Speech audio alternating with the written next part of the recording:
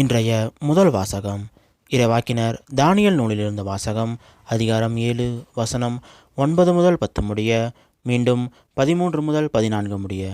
நான் பார்த்து கொண்டிருக்கையில் அரியணைகள் அமைக்கப்பட்டன. தொன்மை வாய்ந்தவர் அங்கு அமர்ந்தார். அவருடைய ஆடை வெண்பனி போலவும் அவரது தலைமுடி தூய பஞ்சு போலவும் இருந்தன. அவருடைய அரியணை தீக்கொழுந்துகளாலும் அதன் சக்கரங்கள் எரிநெருப்பாயும் இருந்தன. அவர் முன்னிலையிலிருந்து நெருப்பாலான ஓடை தோன்றி பாய்ந்தோடி வந்தது. 10,000 பேர் அவருக்கு பணிபுரிந்தார்கள்.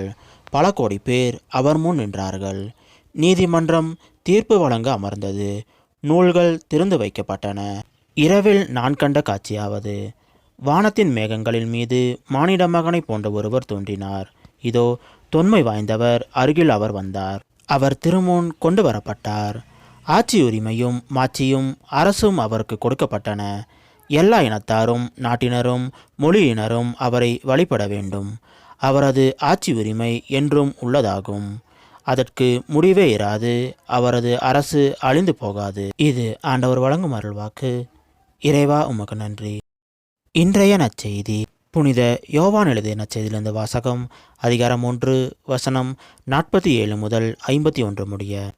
அக்காலத்தில் நத்தானியேல் தம்மிடம் வருவதை இயேசு கண்டு, இவர் உண்மையான இஸ்ரவேலர், கபடற்றவர் என்று அவரை குறித்து கூறினார். நத்தானியேல், என்னை உமக்கு எப்படி தெரியும் என்று அவரிடம் கேட்டார்.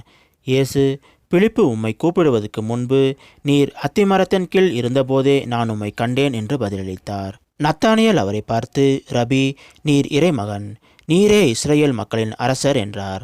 அதற்கு இயேசு, உம்மை அத்திமரத்தின் கீழ் கண்டேன் என்று உம்மிடம் சொன்னதாலே நம்புகிறீர்.